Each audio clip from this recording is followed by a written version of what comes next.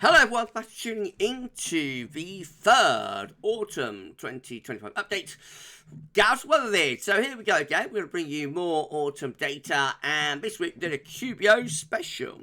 So I shall get on with your third autumn update in a moment. Just say that first. Video says our 6 UK weather forecast is a 10 to 14 day video on the way later on. And we're going to be live for channel members at 8 PM this evening. So if you're a channel member, check into your channel member live stream at 8 PM, and I shall see you a little bit later on.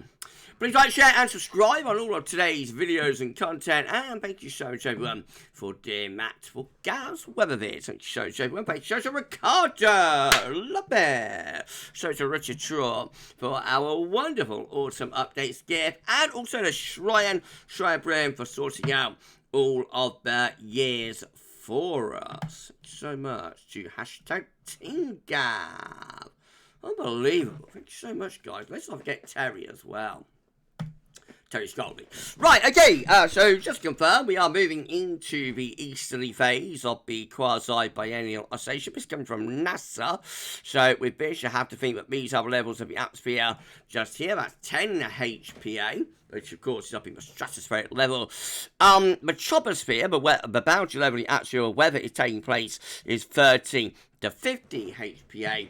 And you can see from these blue-green colours here that we are in the descending phase of the eastern QBO, moving from the stratosphere down into the troposphere. And so, well, the autumn of 2025 is going to be a descending, developing, strengthening easterly QBO autumn. And what could that mean for the weather?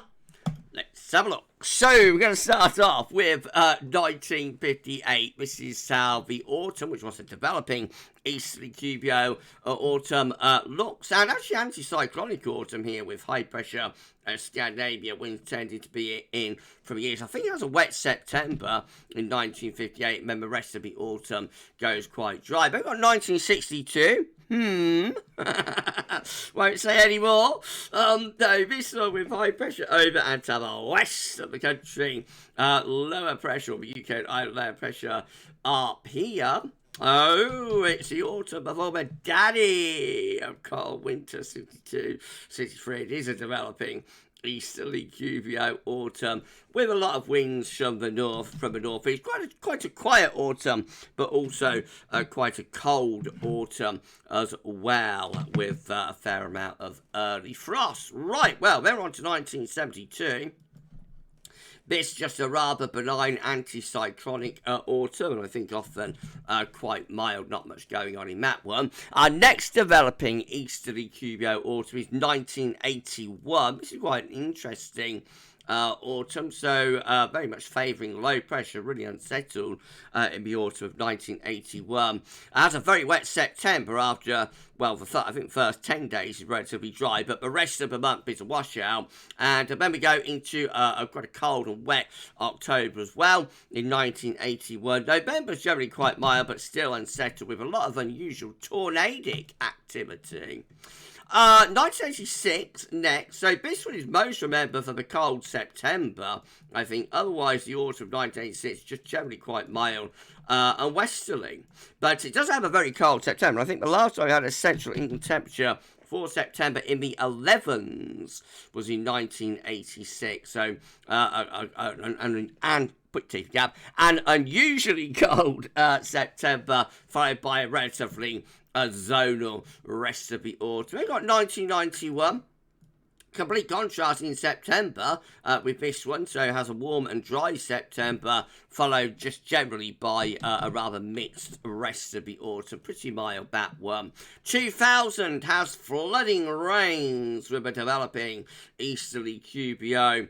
Deep low pressure over the west of Europe and into the Atlantic as well. But snag with this, so normally we get low pressures going in that direction and it'll be westerly, but the snag is this area of high pressure but sort of lurking away up to the far northeast. That high pressure there blocks the low pressures from going in that direction, and instead they just stall and get stuck over the UK and Ireland. Hence, we have flooding rains, and by November, the whole country, well, not the whole country, but, you know, lots of places were awash with floods. Oh, dear. Well, then we got 2009, another developing East QBO Autumn. So this one has, in complete contrast again, has really dry weather through September and October, a proper sort of autumn drought with exceptionally dry conditions in both September and October, and then it breaks in November, and we go into like torrential rains with floods in November. So overall, the analogue doesn't really tell you all that much about the autumn, given that September and October were exceptionally dry, and then November was exceptionally wet. Next autumn is 2014. This is a really warm autumn with high pressure to the east or low pressure out to the west, and winds often coming up from a southerly direction. So that's a very warm autumn. And we're on 2017, which is a rather colder autumn compared to a lot of them in recent years. It wasn't particularly cold, but did have quite an unsettled, cool and wet September. And we get a trough of low to our north and northeast, winds in from a northwesterly type direction. So a rather cool autumn in 2017, or a cooler autumn anyway. And rather cold and wet in, or rather cool and wet in September. Of course, October is remembered. 2017 is remembered for Hurricane Ophelia on the 15th, 16th, turning the skies, I should say, not the eyes, the skies, a Martian sort of orange colour.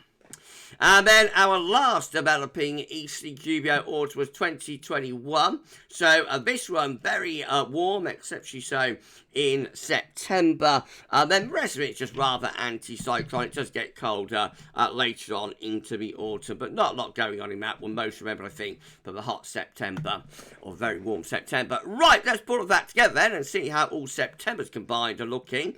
So it's an anticyclonic signal, high pressure over to the northeast, country low pressure out to the west, winds often coming up from the south. So quite a dry and warm signal for September. But bear in mind that years that deviating, 1981 was very wet in September, as was 1958, as was 2000.